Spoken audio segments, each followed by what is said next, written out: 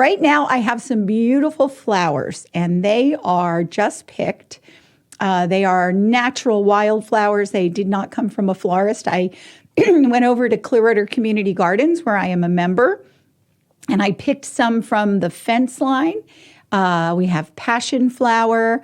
I picked some from my friend Bob's box. It's called Bee Balm, Balm, and it's just beautiful. It's like a towering little clusters of purple flowers. Some are deeper purple and some are lighter purple. And the bees were just like going crazy, loving it. And it has a very medicinally smell on the leaves. And I found out today that it actually does have a lot of medicinal properties. One of these is actually what is known as bergamot, Bergamot. And I believe you'll find bergamot in Earl Grey tea. That's what gives it that distinct flavor. But anyway, so I want to talk about the fact that Florida, because of the gorgeous weather we have, has the ability to grow, year round, right? I mean, what's cool about the community gardens, Clearwater Community Gardens, which is located right there in downtown Gateway, which is right before you get into downtown. And the Clearwater Community Gardens, it's Grove Street, but it's right parallel to Cleveland Street in the area by Nature's Food Patch, if you will. Basically, in the winter, in the garden box, you change out what you'll plant. You'll plant things that will tolerate in case we get some cold weather, but also, the sun is not as beating on them. And so, you'll put your broccoli and your lettuces and your cabbages and things like that. In New Jersey, where I'm from, planting season is spring and summer only.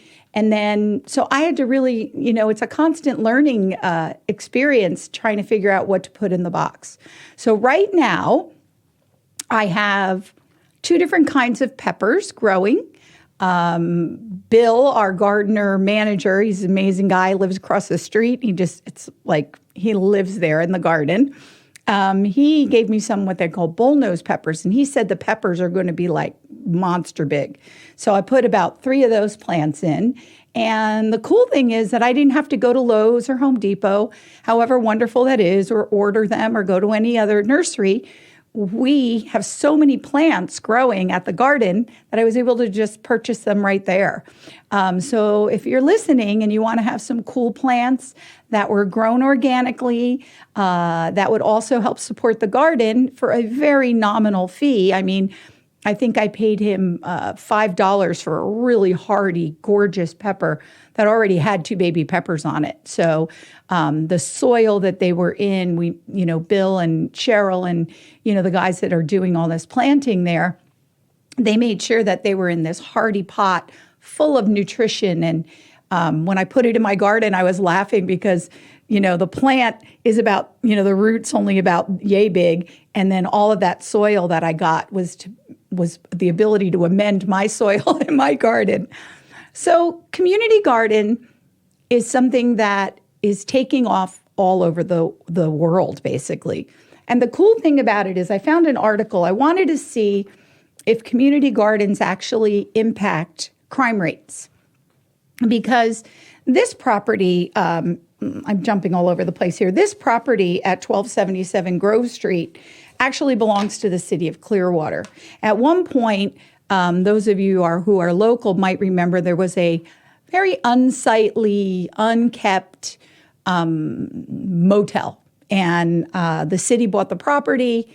The hotel is knocked down, and then there was all this property. So at the back 40, if you will, on Grove Street, we fenced it all in, and we have the community gardens there. So here's the story of Clearwater Community Gardens. In 2015, Clearwater Community Gardens entered into an agreement with the City of Clearwater's redevelopment agency to transform a vacant parcel of land with the help of many volunteers and sponsors, including Lowe's, Nature's Food Patch, Moss Construction, the Ring Workspaces, the Church of Scientology, Clearwater Community Gardens has created a thriving garden, and right now I think we're up to over 60 garden plots. So we build the boxes, we have some raised boxes, we have the other ones are just on the ground in cedar boxes. That's where mine is.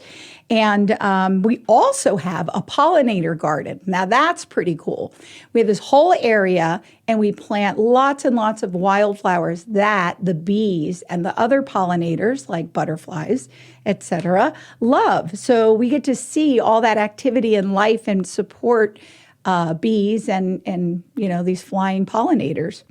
CCG leases the land from the city for a nominal fee and is responsible for all garden management and operation. Also, you should go to our website. It's called clearwatercommunitygardens.org, clearwatercommunitygardens.org.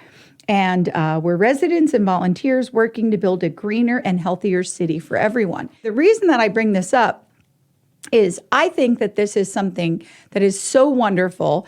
It brings people together. It teaches you so many things because there's so many wonderful people in the gardening world, I'm learning.